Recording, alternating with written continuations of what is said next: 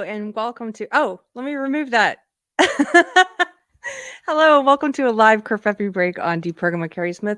I'm your host, Carrie, and today is a day where I'm going to just talk about something that's been in the news in the past month. I know in this 24-hour news cycle, it's like, oh, this is old news, but it's something that really bothered me when I saw it, and it's still continuing today. So I'm going to be talking about Professor Jordan Peterson, being threatened to be disciplined by this board of psychologists in Canada for his tweets. They're trying to muzzle him. They want him to go to re-education, social media re-education, and they want him to pay for it. And they want him to do all this in order to keep his license to practice psychology, which is abhorrent. It's like something out of a dystopian authoritarian future, like out of some kind of crazy novel. So we're going to be talking about that. If it's your first time here, yeah, Night Train says she's taking a note from Gary. Yeah, it wouldn't be Kerfefe Break without some kind of boomer moment. So thanks for bearing with me. My name's Carrie. This is a live show that we do Mondays and Fridays, and we just kind of talk about what's in the news, what's on our mind. Sometimes we have guests. If you missed it on the last one, I had guest Jake Wiskerson, who is a marriage and family therapist, and we talked about mass shootings. He also works with a nonprofit called Walk the Talk America, which is a suicide prevention organization that deals with gun rights, and it's the only one of its kind. So if you haven't seen that discussion, I would recommend you go watch it. But today, I'm just going to be talking through something. Jean Ellis says, "Welcome, Carrie, joining the party late." Yeah, thanks for being patient. I was I was having to get my links ready, so I appreciate it. Okay, let's see.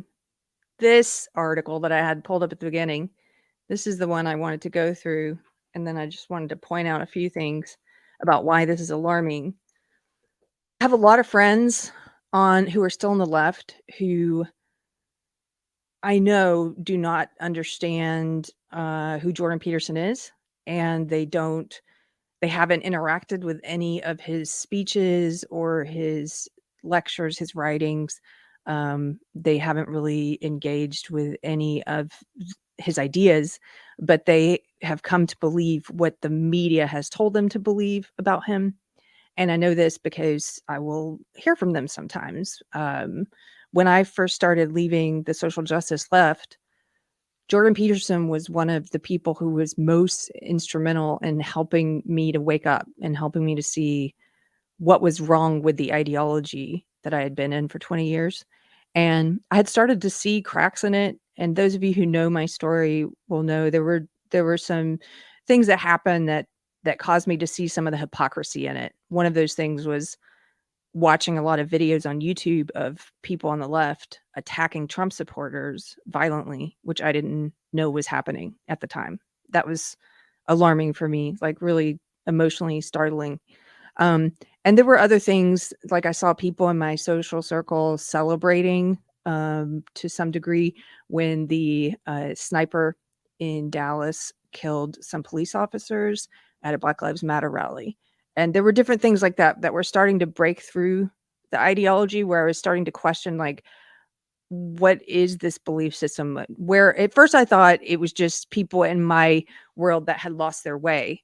I didn't realize it was a problem with the ideology itself. At first, I was just like, you guys, we need to we need to watch our behavior. What are we becoming? That kind of thing, which wasn't met in a positive way. People really found that to be threatening, that I had any questions or any concerns about what was happening to my side, quote unquote.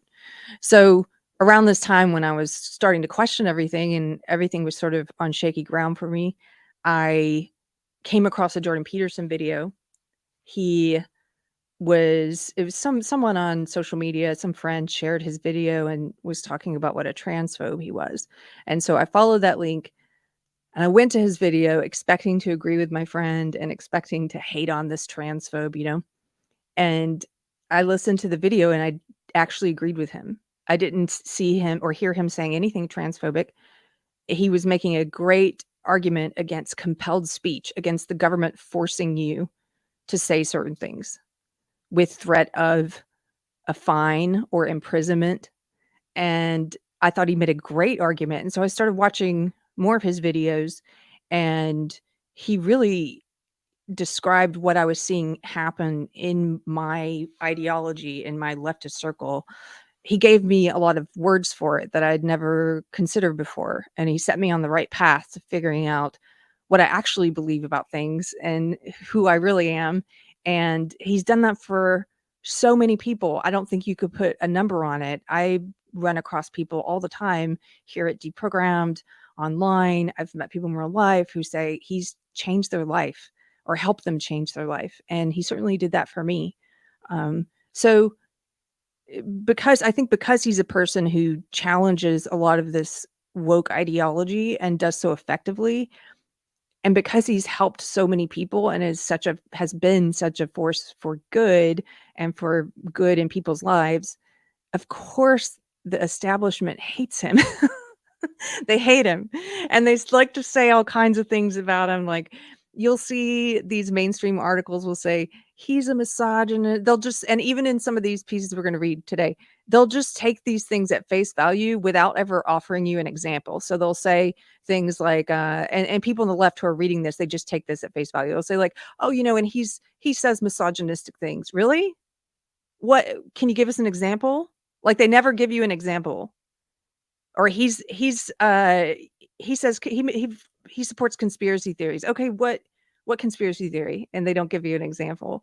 So they just engage in this character assassination of him. And a lot of people who are in my old echo chamber, they just believe it. Like they do most of their received opinions. They just receive this opinion from the news, from their social circles. They adopt it without even realizing that they're adopting someone else's opinion.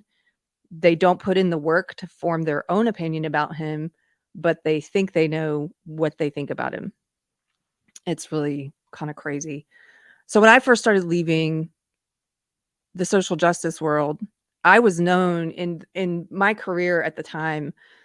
I was an entertainment manager. So my partner and I, we had a small management company, and we managed comedians and musicians and then some Olympic athletes. So I managed the comedians. My partner managed musicians and Olympic athletes. And I had a specialty in the world I was in. I worked primarily with what I would call woke comedians. I was thoroughly woke. The comedians I like to represent were woke because I was a true believer, and I believed that we were using comedy to change the world, to like open people's mind. I still believe culture is where it's at. Like, that's how you change people's minds, is through culture, and through entertainment and things like that. And politics will follow. But I was on the wrong side of things. And I believed I was helping to end racism and sexism by working with and promoting and helping to get TV shows for comedians who were woke and who pushed the same ideology that I was in.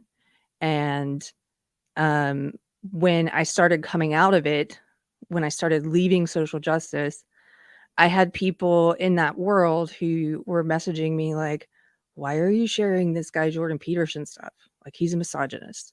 He's a racist. He's these things. And I'm like, well, you just watched the video that you're talking about? Like, it's clear to me you haven't. and they wouldn't. They just, I think it's threatening to people on some fundamental level. They don't want to know. They don't want to be red pilled, I guess is the phrase that people use these days. But it's really just, they don't want their whole foundation ripped out from under them. I think on some innate level, humans, we recognize when something is going to be threatening to the foundations of our belief system. And sometimes we choose to be in denial or not find out that information. And I've actually heard people say that out loud, like, I don't want to know. And I think that makes sense psychologically. It's like a form of protection to not engage with things that you think are going to threaten the entire way that you look at the world. So that's just a little background on anecdotal evidence of what I think people on the left are thinking about Jordan Peterson. And I hope some of them are watching because, like I said, I still get questions where they're like, why do you like this guy? I'm like, please just read his book. I've bought his book, 12 Rules for Life, for so many people. At this point, I'm like a Gideon with the Bible. Like, I just hand it out to people like, you should read this. So I encourage you to read it. It's a great book. It's not even like they call him political. Like, he's not even really political at all. He's talking about self-improvement, like the most meaningful things in life. Like, what do you believe in? How do you carry yourself in the world? How do you treat others? And the dangers and the pitfalls of certain kinds of ideologies and human behaviors in groups. So, okay, so let's get to this article finally. Hey, good. Let me just check the chat and make sure I haven't missed anything. I'm not looking at you guys while I'm talking because I'll get distracted. I'm just telling you. Hey guys, I see a lot of familiar faces.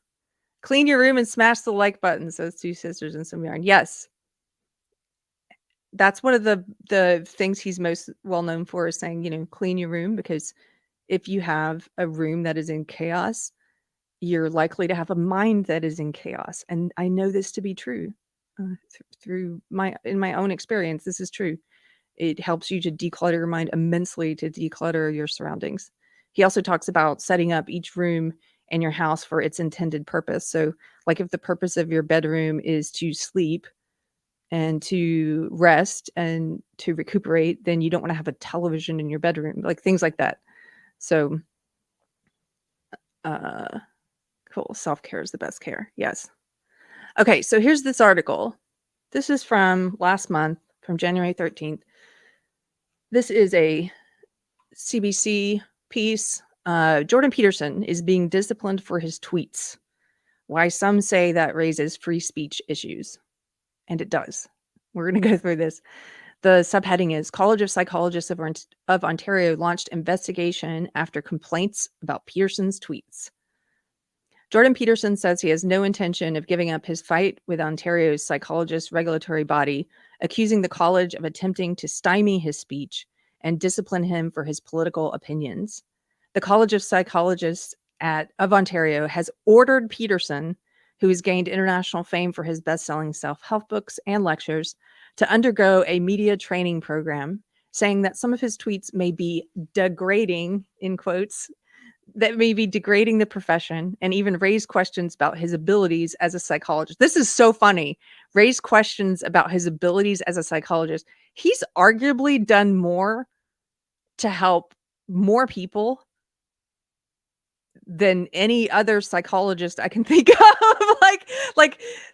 I love that these little no-name people on this board, this regulatory board, are like, you know, this raises questions about if you're able to help people, Jordan Peterson. Like, they're so jealous and resentful and envious about the fact that he has helped so many people, that his book is best-selling, like they say, that there are testimonies online, and I'm going to pull up a few of them, from tens of thousands of people talking about how he's helped them to change their life in a positive way, like positive results. Okay, Peterson, a professor of psychology at the University of Toronto, has sparked controversy over his views on women, masculinity, and gender identity, namely refusing to use people's preferred pronouns. Okay, this is also, they're just saying this without giving you any examples. They say, oh, he's got controversial views on women, masculinity, gender identity. Okay, well, are you going to show us any of those examples? And then they say, namely refusing to use people's preferred pronouns. That's not true. If you guys follow him, you know that he has said on video several times, unless he's changed his stance recently and I'm not aware of it, he said, you know, I choose when I use preferred pronouns. It's up to me. That's also my stance. It's like, it's a personal choice. And he has used them on occasion with some people, and he has not used them with other people.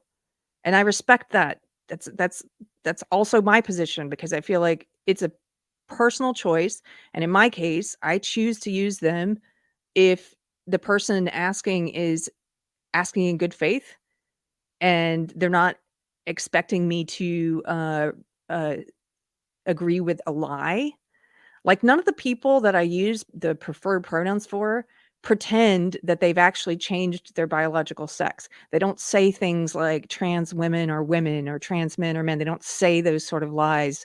They're not living under the illusion that they are the opposite sex. And they also don't ask me to say made up pronouns or made up words or to use they, them, or give into this other nonsense. They're basically saying, I have this mental illness called gender dysphoria. I've tried everything. The thing that has worked the best is for me to try and present as the opposite sex. I know I'm not the opposite sex, but those are the people that I choose to in my personal life. I don't mind using their preferred pronoun. And he's similar. So for them to say he refuses to use it, that's just not true. He has used it on occasion. So, okay, let's continue. Peterson has refused the regulatory body's demand, arguing that the tweets cited by the college have nothing to do with the profession of psychology. And he's right, they don't. These are his personal opinions that he's been reported for. The case has also raised broader issues about freedom of expression and whether the college is overstepping its authority by penalizing the controversial psychologist for his opinions. Yes. Yes, it is. Let's cut to the chase. It is overstepping its authority. They have no right to police his personal opinions. Quote, I can either stop or give up or accede to the demands or continue to fight. And I'm not stopping, Peterson said in a phone interview with CBC News. So here's a tweet from Jordan Peterson where he says, to clarify, it's been decided I either submit to social media communication retraining or face a disciplinary hearing and possible suspension of my clinical license and the right to represent myself as a psychologist. They're trying to make an example of him because he's been so successful and he's helped so many people.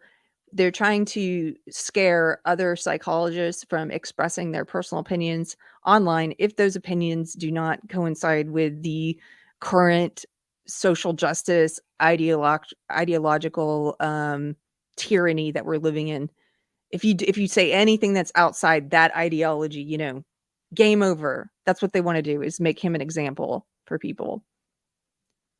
Peterson's battle with the college has won him allies among freedom of expression advocates and drawn support from public figures like Conservative Party leader Pierre Poilievre and Tesla and Twitter boss Elon Musk.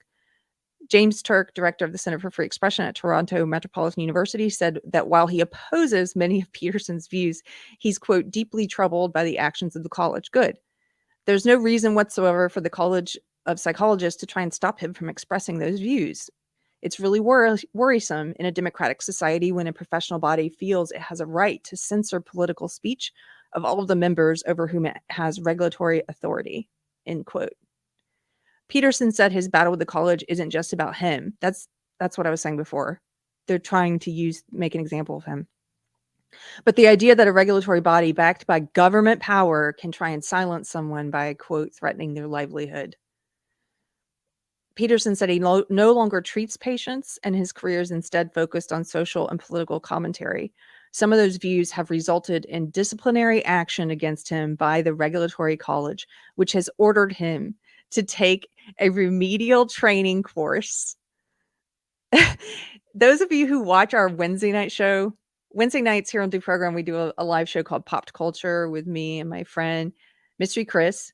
And in the last episode of Popped Culture, Chris told us how he just got forced to do this kind of remedial training in his day job because he made a joke that some anonymous person at his work found offensive. It was a joke about rap. It was a joke. He's a black person, by the way, in this woke, mostly white company. And they have this company thing where they have to do an icebreaker question, and it's a different person's turn every meeting.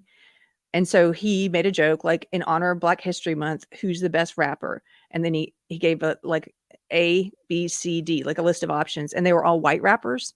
And that was kind of the punchline, as he was forcing people to choose a white rapper. It's funny. It's stupid. It's silly. He got reported for that.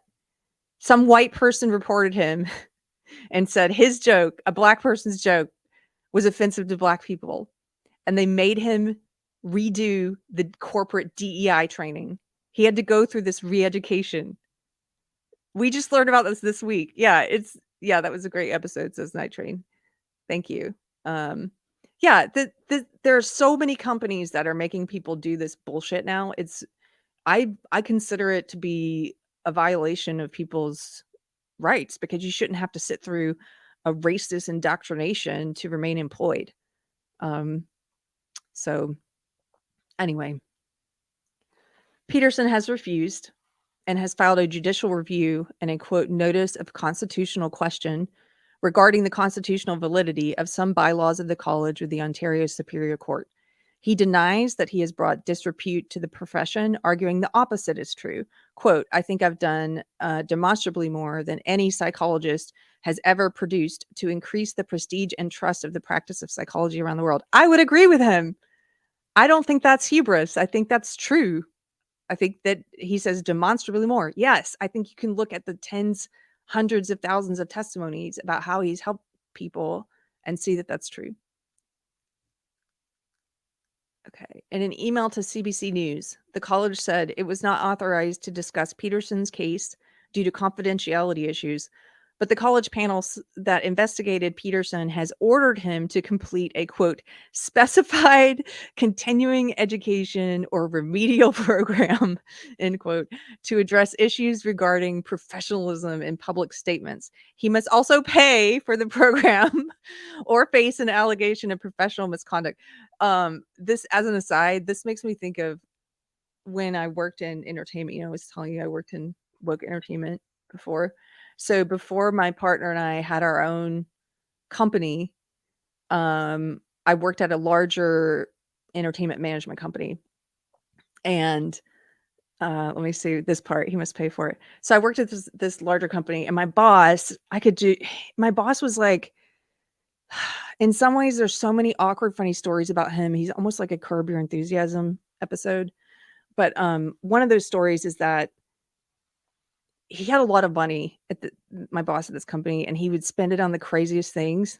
He would spend it on like instead of getting us a color copier that the employees needed, he came back from some trip to Thailand or something, and he had like 5 different paintings that he had paid to have blessed by a shaman, and they were just different colors framed. Like one was pink and one was yellow, and they were each $5,000, and he like hung them around the office. This is in Hollywood, so you're gonna have some weird people, weird characters. He was a weird character. Anyway, the point of me saying this is there was one weekend he was always trying to get us to do these weird, hokey self-improvement classes that he was doing and things like that. And he would try and coerce us into doing them. And he told us once, that his life coach was going to be in town and was doing some kind of self-improvement weekend workshop, like a 2-day workshop. And I can't remember how much it was now. I think it was like, I don't know, like maybe $800 or something. And he said he wanted us all to take it, all the employees to do this weekend thing. So give up our weekend to come to his life coach session. And he said to prove that we were serious about improving ourselves, he wanted us to pay for half of it. I was like, no, I'm not paying for that. Anyway, that's a silly aside, but it makes me think of this here. They're like, this is like further indignity. It's like, not only are they coercing him to do this re-education, to get self-help for social media, to get re-educated, but they're saying that he must pay for it. That's just putting salt into a wound. It's like, you have to do this and you're going to pay for it. Okay. Peterson gave up his clinical practice when he gained a global profile, but he said he doesn't want to give up his clinical license. I deserve it. I've earned it. I haven't done anything to justify suspending it, and I don't want to give the hyenas their bones. So we're about to get into here. They do detail some of their complaints, some of his problematic tweets, and this is going to be good. So complaints to the college. Last year, the college launched an investigation into Peterson after receiving public complaints about statements he had made on Twitter.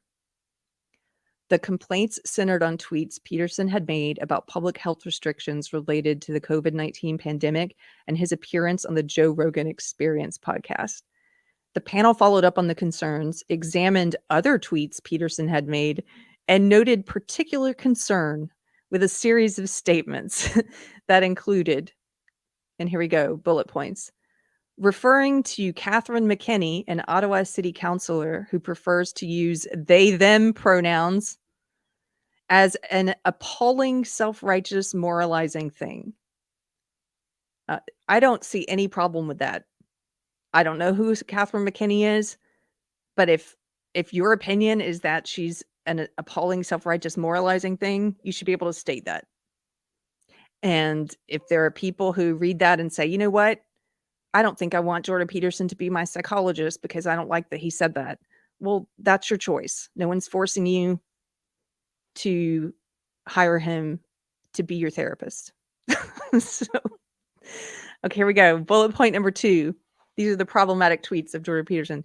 A tweet in which he used the dead name of actor Elliot Page, stating, "Remember when pride was a sin and Elliot Page just had her breast removed?"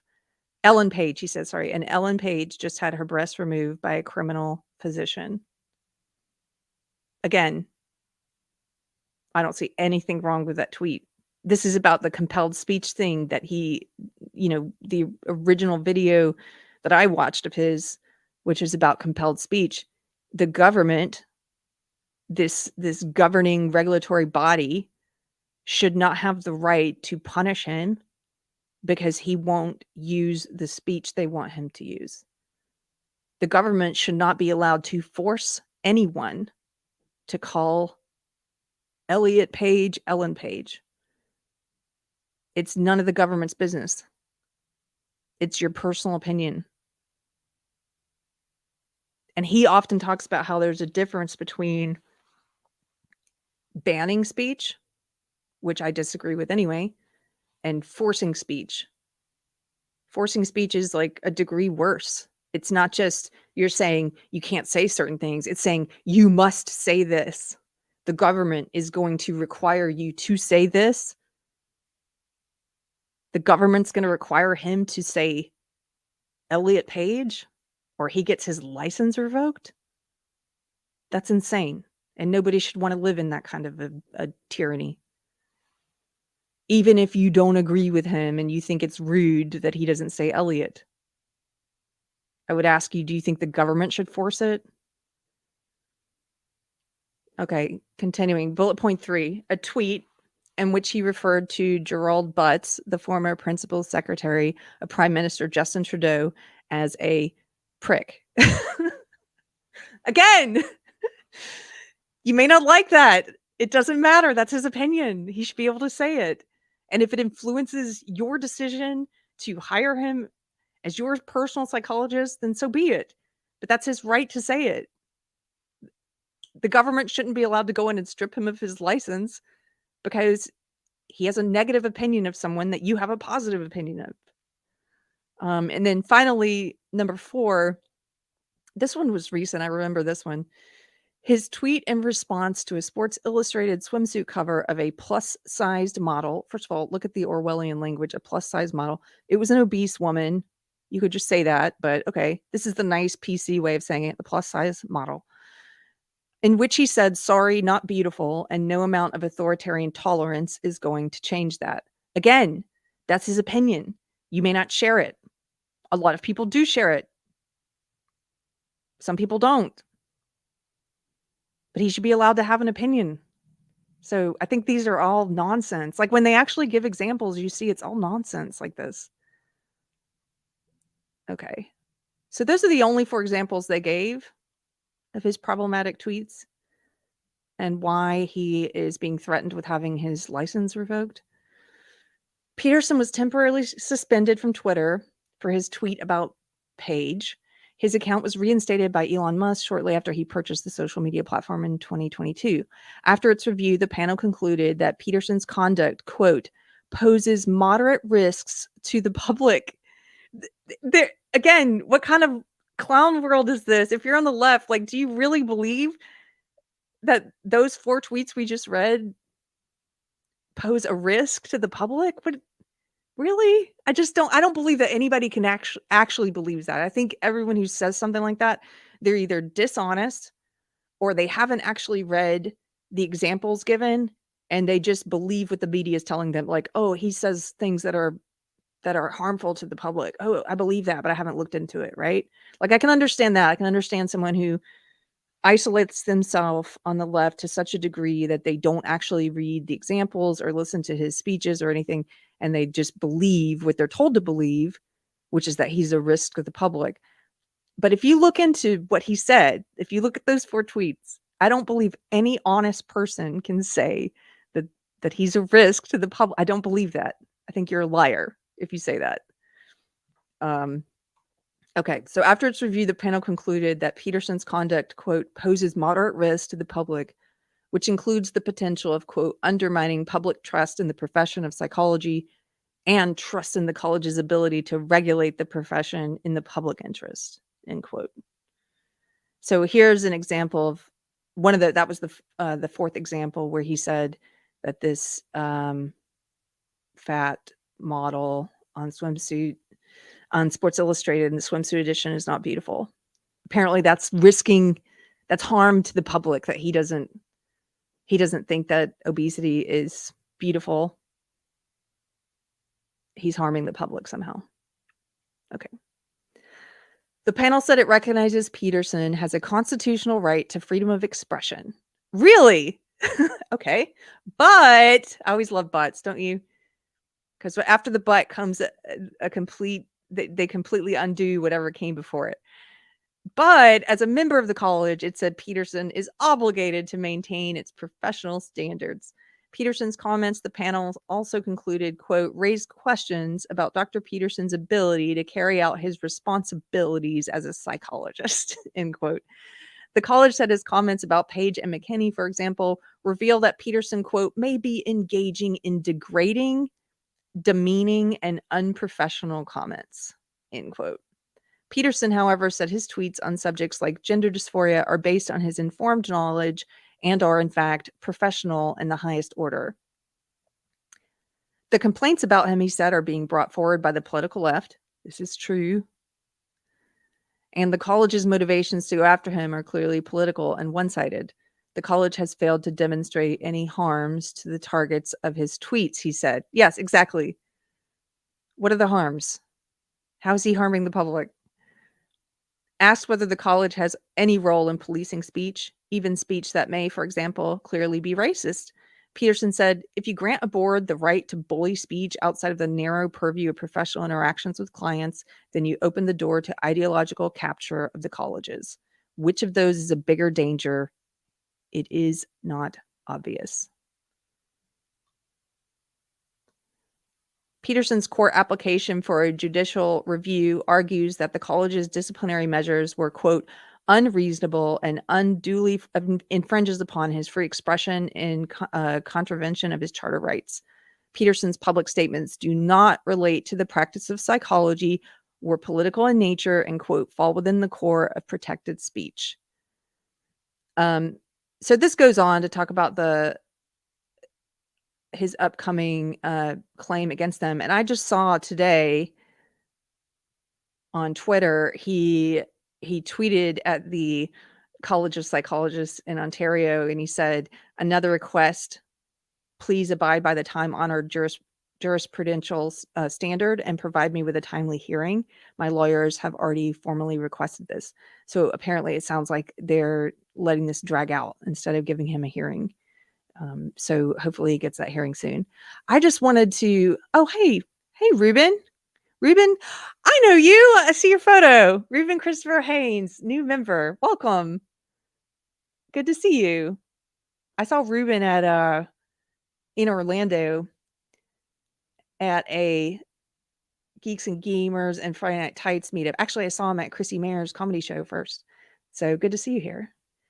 Okay, I wanted to bring this up just to kind of get to the point. Again, if there's any people on the left watching this and you don't know who Jordan Peterson is, you just know what you've been taught to think about him. I'm going to share a couple of these examples with you because I think these are worth reading. Okay.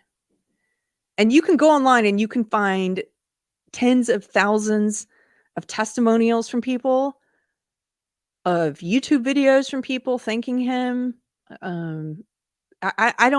I can't think of any person during my lifetime who's had this kind of a profound effect on people.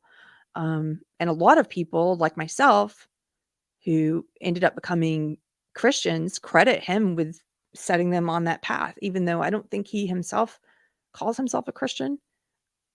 He did a series of lectures on the Bible that sort of opened the minds of a lot of agnostics and atheists like myself and set them on a path. And in my case, after being introduced to Jordan Peterson, I started reading people like C.S. Lewis. I started getting, a little bit away from the stuff he was talking about and more into that, like specifically trying to figure out if I thought there was a God or not, in my case. And I know I've met other people for whom that's the case. So anyway, here we go. Here's a person named Brad. He says, my 6-year-old almost died from an autoimmune disease. He was in ICU for 72 days. It was and still is the worst time in my life.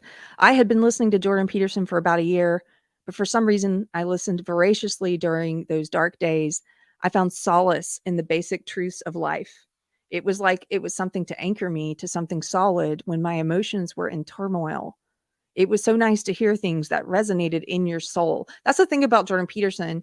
I've heard some criticism from angry, resentful, jealous people who wish they had the success he has. I've heard some people criticize him and say, well, he's not saying anything new. There's no reason to read 12 Rules for Life because it's all common knowledge. I'm thinking of some specific people who've said this shit to me. You know what? It may be common knowledge, but people have forgotten these things.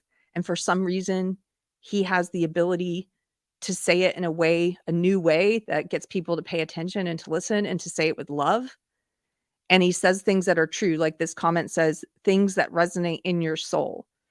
When you read the 12 Rules for Life, these things may be common sense, but they're things that a lot of us have forgotten or don't live by. But when you read it, it resonates in your soul, like this person says, because it's truth. He says, this man is a gift from God. He will undoubtedly go down in history as one of the great thinkers and possibly the person that changed our culture in a significant way.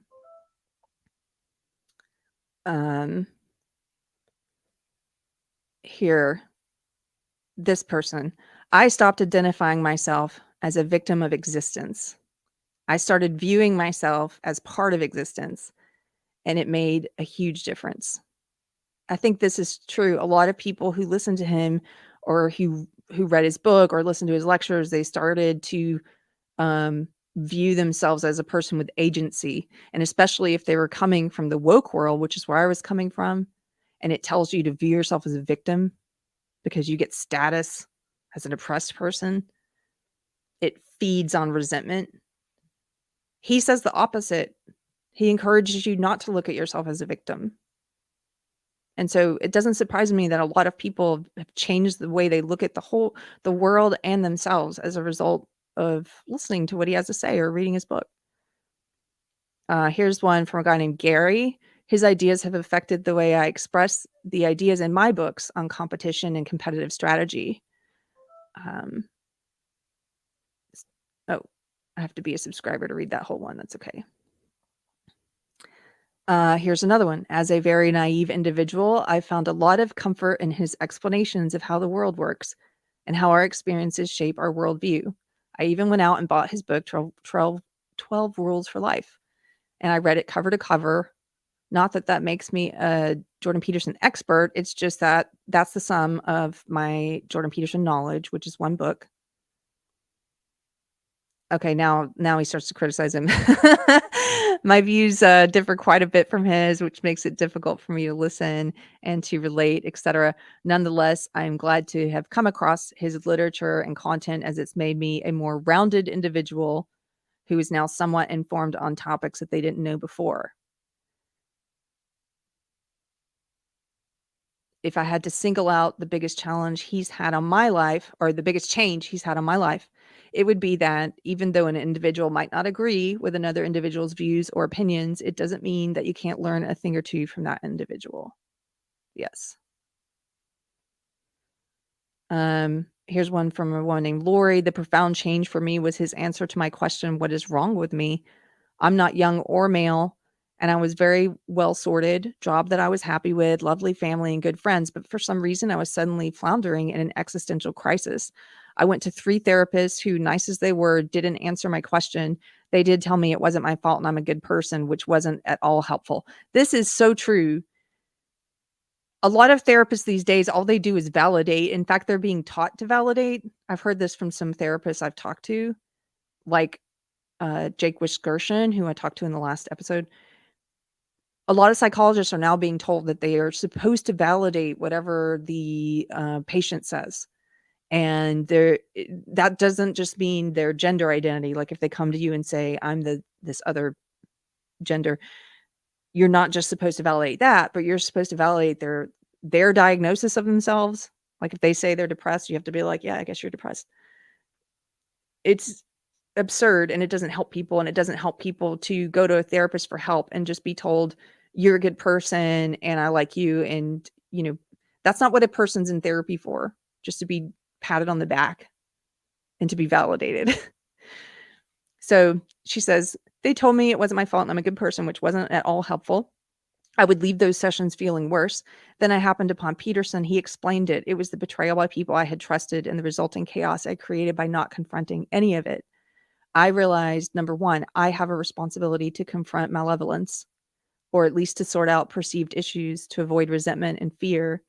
Number two, I need to burn off the dead wood, i.e., let go of the habits and characteristics that hinder me. That's a huge one. That's something I learned from him too. And number three, I need to make plans and move towards them. The world will mold itself around your aim, but first you got to have aim. Jordan Peterson. There are tons of these. I could read through them for hours, so could you. I just wanted to bring up a few because I think sometimes, as I've mentioned, actually I know that there are some people on the left who watched Deprogrammed, who watch my episodes. Some of them watch me to hate on me. Some of them watch me, I think, because they're truly trying to figure me out and what happened to me. I have friends who think that I got like red pilled, that's the way they put it, or became right wing, or that I got radicalized, or I don't know. I've heard all kinds of things. So I know they watch. And this episode, I think, is for them. If you are someone who thinks you have an opinion about Jordan Peterson, but you've never actually listened to one of his lectures or read his book, I would encourage you to do so. Like, what can it hurt? You might still have your same opinion. You might read 12 Rules for Life and come away and say, Carrie, I still think he's a misogynist and here's why. Okay, but at least then your opinion is more informed, and it's your opinion because you did the work to hold it. So read his book, watch a full video of his, not out of context clips on something else. Like watch a full lecture of his and make up your own mind about him. That would be the challenge I would give you, is at least be secure in knowing like that you're an adult and that you put in the work to hold the opinion that you say is your own. That's it. If you disagree with me, you still disagree with me about him after that, so be it. But at least I would respect your opinion more because I know it's yours. So, let's see. Thank you for the super chat, Jay. $20. Thank you, sir. Says, professional in quotes has always been a mask to me. Regardless if it's a code of conduct or dress code, filtering your words is just as bad as wearing a business suit. Just being modest and respectful should be enough. I think I agree. I think I agree with that. Like, I don't know. I do agree with some codes of conduct, like the bare minimum. Things like in the classroom, if we're talking about a government school, for example, I don't think teachers should be able to wear sexually revealing clothing. I don't think that teacher in Canada, for example, with the big fake boobs should be allowed to parade his sexual fetish around in front of kids. Like, I do believe in certain, like the bare minimum of professional standards, but I hear you. I think it's often used as a mask to like force things on people. I do agree with that. Thank you, Jay. Ruben says, I've accepted the calling to star in the dialogue to stop all the powerful emotions people are feeling at this time. The path is open debate and real talk. I agree. Open debate and real talk, which we don't have enough of anymore. People just like to assume that they know what the other side thinks and then attack that. Judson says, obviously you started wearing hats, Carrie. That's the same as a red pill. Is it? I think everyone should wear hats. I think they're lovely. People used to wear hats all the time in the 40s and the 50s. Men and women would wear hats. So, okay. I think I have I think I have all the super chats. I wanted to bring up one more thing, and this is something that I think this whole this regulatory body trying to force Jordan Peterson to undergo re-education in order to keep his license. It's very similar to a struggle session. It's very similar to communist re-education camps, like brainwashing camps. And I think it has the same intent of those things, which is to make an example of a person and to influence the behavior of others by instilling fear in them. So, just in case anyone who's not familiar with it, I know a lot of people who went to really great schools who didn't really learn a lot about communism. I was one of those people. And so I know a lot of people on the left will sometimes wear communist symbols and idolize and lionize communist figures without even really knowing what they're doing, without knowing who those people are or what it means to do that. So this is just a little struggle sessions 101 to tell you what the purpose of struggle sessions is. So during the Cultural Revolution of Communist China, 1966 through 1976, a favorite tactic of Mao's fanatical followers was the struggle session. If the Red Guard, the youthful fans of Chairman Mao who believed in his infallibility, thought that you were, and by the way, the Red Guard, they were young people. Think about how young people are being used currently in our culture. Young people who are being made the face of this ideology and of this movement. People like Greta Thunberg, people like David Hogg, like how those young people are pushed to the front. Okay, if the Red Guard thought that you were counter-revolutionary or that you were not radical enough, they would surround your house and drag you out into the town square. There, you and others equally accused of imaginary crimes were screamed at and beaten by the Red Guard. Of course, your relatives and neighbors would join in because they would not want to fall into disfavor with the politically correct mob. They would scream at you that you were a, quote, running dog of capitalism, end quote, or that you were imperialist, or that you were a rightist, end quote. What does that sound like, right? You would be subjected to criticism / self-criticism time. They would criticize you, and you were expected to agree with the mob and criticize yourself, or else. This reminds me so much of social justice. And we've all seen this. We've seen celebrities engage in this. Like it used to be before social justice hit the mainstream, you would just see this online on like feminist message boards. I used to be a part of some feminist message boards that were squarely in the social justice kind of area. And you would see these public mobbings and these shamings and then these forced apologies. And you would see things like that happening, but it was in this small scale. It was happening at universities. It was happening online, but it wasn't in the mainstream yet. And in the past, like 5 to 10 years, it's definitely broken through the mainstream. And I know you can all think of celebrities who have publicly confessed their white privilege or their male privilege. They're confessing, like confessing to sins. And then they do the apology. You know, you agree with what the mob is saying about you, and then you do the apology, and then you talk about doing the work, which is basically like, I'm ready to be re-educated now. Like, you know, my mind is a blank now. Program me. Okay. They came up with these charges because someone heard you complain that the government made mistakes, or maybe you didn't make your quota on your work team, or maybe you just ticked off the wrong person. No matter, the charge was laid and you were automatically guilty. The solution, confess. It's like the witch trials also, where all these women and girls started coming forward during the Salem witch trials and confessing. And it was the way that humans operate in this kind of a mob It just happens over and over throughout history. And we're in the middle of one of these times now where we've all seen this happen. The solution: confess. Confess to all accusations. Make sure you cry a lot. Make sure you curse yourself and beg and plead for forgiveness from the proletariat and the infallible Communist Party. Make sure you swear that you will never, ever entertain a thought that is counter to the prevailing thoughts. That's where we're at right now.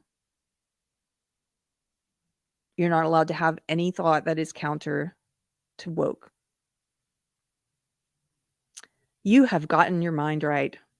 The Communist Party God may forgive you and let you go, but usually your punishment was to be sent to the gulags. So even though you confess, and we see this in social justice too, even though you confess, you bend the knee, you make the demanded apology, they still punish you. They would still send you to the gulags.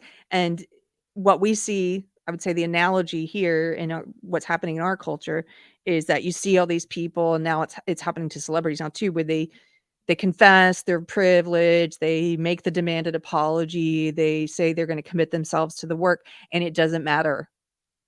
All that you do by bending the knee and apologizing to the mob is that you basically are saying, okay, mob, you control me now. And they're going to put that foot on your neck again and again and again. They're going to punish you again and again. They never accept the apology. So why do it? It's cowardly. Okay. But usually your punishment was to be sent to the gulags along with your immediate family. Your family would be damned by the politically correct for the next 3 succeeding generations. Your unacceptable thoughts may have contaminated other generations who were too close to you. Therefore, the extreme punishment. Do we have... I like this. This is like ending on a... I'm not even sure what website this is. I just found this. I thought it was a good, short, concise summary of struggle sessions. But I like that they have this question at the end. So you can ask yourself, and if you're on the left listening to this, and say, here's the question. Do we have similar struggle sessions in our culture today? Where if someone, let's say a sports figure, says something that is politically incorrect, then the media and social media descends upon that person, pressuring him or her to confess their crimes of incorrect thinking and incorrect speaking. Is that happening today? I would argue Jordan Peterson's a great example that is happening today. Okay. Thanks for hanging out while I read through that. That's pretty much all I have to say here. Unless anybody has anything else that you want to talk about. Oh, Toxic Man Flu's here. Hello, sir. $10. I have a feeling this is sarcasm, sir. He says, Carrie, I am closed-minded and need to live in a bubble to maintain my emotional stability. Also, my room is a mess. Can you help me? I know this is sarcasm, but I'm going to share another anecdote. I won't reveal. I've never revealed who this person is when I have spoken of it. I just think it's one of the most extreme examples I know. Around the time I was leaving woke, one of the people I knew, one of my friends, was getting further into woke, and this person is now like so thoroughly into woke. It's hard for me to. I mean, they are like a walking stereotype of it. You know, the dyed hair, the suddenly, non-binary, like that kind of stuff, changing identity, all of that, all the right hashtags, BLM, posting the black squares at the right time, all the solidarity stuff, like they're fully immersed in the cult. Okay. This person, I think, is a great example of a social justice warrior because they are constantly online. Again, this is a former friend of mine. They're constantly online. They're posting all of these prescriptions for the country and for the future, and like what our government needs to do and what we as a people need to do and how we need to change the culture and what we need to change politically. And they're constantly giving their opinion about how to make the world a better place. Here's what I know about this person in their private life. They are severely mentally unstable. I hate to laugh at that, but it's funny because they're always the ones who are out there like, this is what we need to do when they have like a personality disorder. This person puts their personality disorder in their bio on social media. It's one of their oppressed identities. So it's one of the things they brag about is having this personality disorder. I stayed with this person once, and it was the filthiest home I've ever been in. This relates to the cleaning a room. It was the filthiest home I've ever been in. There was animal hair, like, just in every corner, the kind of where it's been there for years and it hasn't been swept up, so it's like a carpet of hair. There was garbage all over the floor in every room, like, just throwing stuff on the, like, "I'll just put this on the floor." The person's kitchen hadn't been cleaned in I don't know how many months, and so when this person came to pick up me and our other friend, um, we had to help them unload a bunch of new plateware and silverware from the car, and I was like, "Oh, are you just moving in?" And this person's like, "Oh, no, my other dishes and stuff were so dirty, and it was caked on so bad I couldn't get it. I just threw it all." They threw away all of their dishes, not reusable, not paper plates, actual dishes. That's how dirty the kitchen was, that they were like, "Let's just put all these dishes in a trash bag and throw them away and go buy new dishes." Like, that's what they did. That's how filthy it was. The bathroom, I didn't wanna use it. Um, just the grossest place I've ever been in. And I ended up not being able to stay there. I ended up calling another friend and made some excuse and left because I couldn't imagine sleeping on that couch. It was so gross. I say all of this because that person's mind, in my opinion, is very obviously cluttered.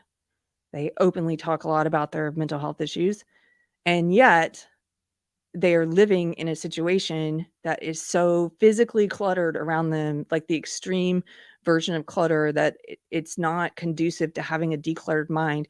And yet they go online. This is so typical SJW. And instead of fixing themselves, which is what Peterson talks about, like, hey, maybe start with small, clean up the bathroom, like clean up one room. Instead of fixing themselves, working on themselves, something they can control, they do what a lot of social justice people do and what I used to do, which is to put all their focus on the outside world and say, no, it's the world that needs to be fit. Here, I'm going to go out with my picket sign and I'm going to go protest and I'm going to support this legislation for, trans people in bathrooms, and I'm going to do this and that, and we need to do this legislation. And meanwhile, they've got this pigsty at home that they're living in. Like, they don't even have control over something basic like making up their bed. That's his example. And he's so right. That's just one of these. I've got other examples of people I know who live in that chaos in their personal lives. I used to live in chaos in my personal life. Mine wasn't manifested in that way and being a filthy hoarder pig at home. Mine was manifested in my addiction to alcohol. So I know a lot of people in the social justice world who live in some kind of chaos in their personal life, and they put all of their focus on the external world, rather as almost like a distraction from working on themselves. So anyway, thank you, Toxic Man Flu, for the sarcastic $10 super chat. I answered it as if I was talking about the friend of mine. Let's see. Anything else from you guys? Toxic Man Flu. Wow. Yes. Yeah. Yeah, that's only one. I have another really gross example of an SJW too, but we'll just stick with that one for now. But that kind of personal chaos, we know this, like, personal chaos can manifest in all different ways. Like, it's sort of it's a little bit like what Jordan Peterson talks about when he talks about having a dragon in your home that you're not addressing, and the dragon grows and grows. And for some people, that is mess, that is clutter, hoarding. We've all seen those reality shows about hoarders. For some people, it's overeating, it's obesity, it's overindulging. And I think sometimes I feel a lot of sympathy for people whose personal issue, like the thing that they struggle with, their chaos that maybe they haven't conquered yet. I feel bad for them if it's a visible one. Like, for some people, it's visible. You can tell when a person's obese. You can tell if you go into a person's home if they're a hoarder. Those things are obvious. Whereas a lot of people like myself could sometimes hide their personal chaos. Like, there are a lot of people who are functioning alcoholics or who maybe have a secret porn addiction or secretly are a gambler or what have you and are able to hide it to some degree. So I always think about all those things are sort of the same, though. It's just that some of them are visible and some are not. But one of the things Jordan Peterson did for me was to help me quit drinking. I mean, there's so many things that he helped me do because he really set me on a path to better myself. And it wasn't that he bettered me. It was that it's not that he betters people. It's that he sets people up to better themselves and shows them how. And so one of the many things that he helped me do was to quit drinking. I heard a lecture of his where he talked about how there's everybody, if you think about it, there's one thing that will come to mind immediately that, like, if I give up this thing, maybe I'd be a better version of myself in a year. And he's like, you're thinking of it now, whatever it is, right? And when I heard that, immediately for me, alcohol came to mind. And I'm sure for the next person, it might be hoarding or whatever, overeating, sugar, what have you, porn or gambling. For me, it was alcohol. So he said, why don't you try giving it up for a year and see where you're at after a year? And if you're in a better place, then try giving it up for 5 years. And maybe you'll be in an even better place after 5 years. And after those 5 years, if you check in on yourself, how are you doing? If you're in a much better place, why not give it up for 10 years, etc.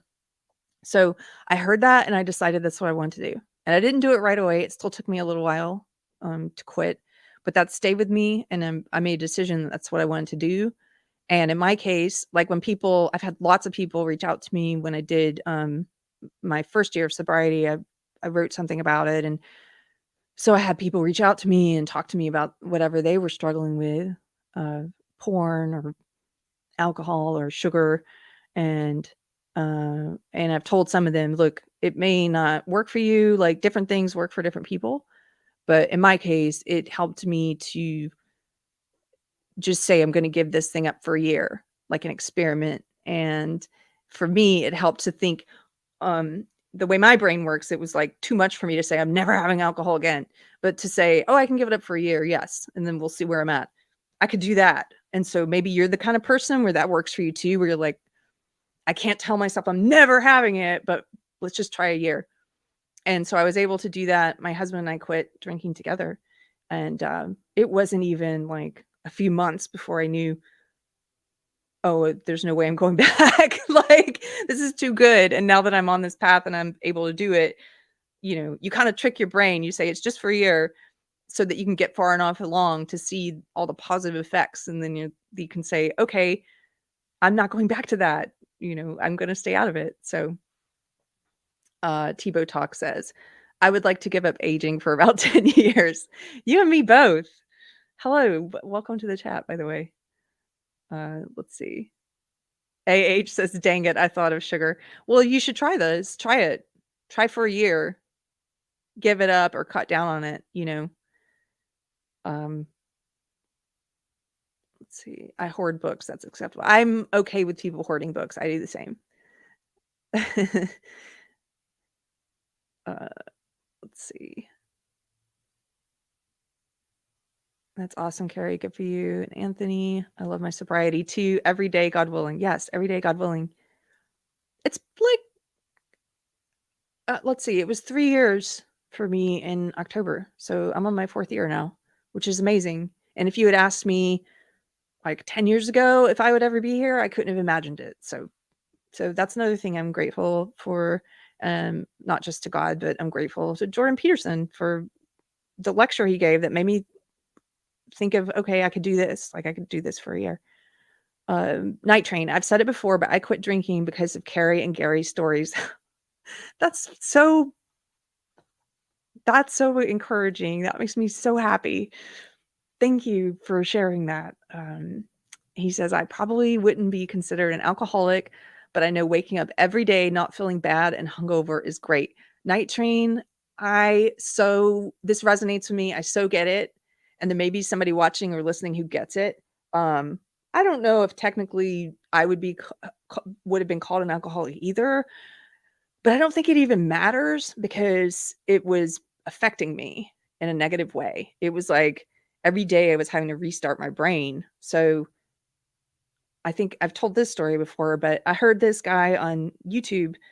It was a recording of some kind of late night chaplain program, and on this radio program, and this guy had called in to this program about alcoholism at like 2 in the morning, and he was asking the chaplain, he was like, here's how much I weigh and here's how much I drink, and doing the calculations, do you think I have a drinking problem? And the chaplain was like, it doesn't matter how much you weigh or how much you drink. Nobody without a problem calls into a radio program like this at 2 in the morning and asks if they have a problem. Like, that's all the evidence you need. You have a problem. You're calling into this show at 2 a.m. You're concerned about it. You've got a problem. And that changed the way I thought about that. And I was like, okay, yeah, I'm looking for shows like this to see if I have a problem. So clearly I've got one, right? And so yeah, it was worth it to say, it doesn't matter what I call myself, if I'm an alcoholic or not. I mean, I don't have a problem with the word, or I don't have a problem calling myself that, but I'm just saying this in case there are people out there who do that thing that you were talking about and that I did, where they're like, well, technically I'm not an alcoholic because, that little game. It doesn't matter. If you question it repeatedly and you were seeking out answers for it, like if you have a problem or not, then in my opinion, you've got a problem. So deal with it.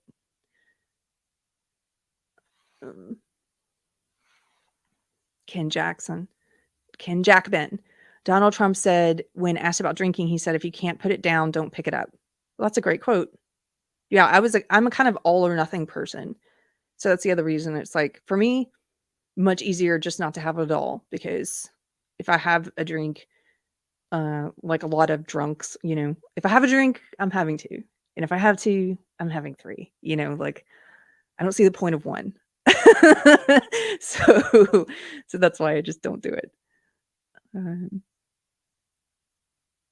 It's a psychological addiction for most people, Andrew says. Yeah, I think most addictions probably are, whether it's porn or sugar. I mean, there's some physical, obviously there's a physical component to some addictions like alcohol and sugar, that maybe doesn't exist for other addictions like hoarding or gambling, but it's still psychological. They all have a psychological root, I think.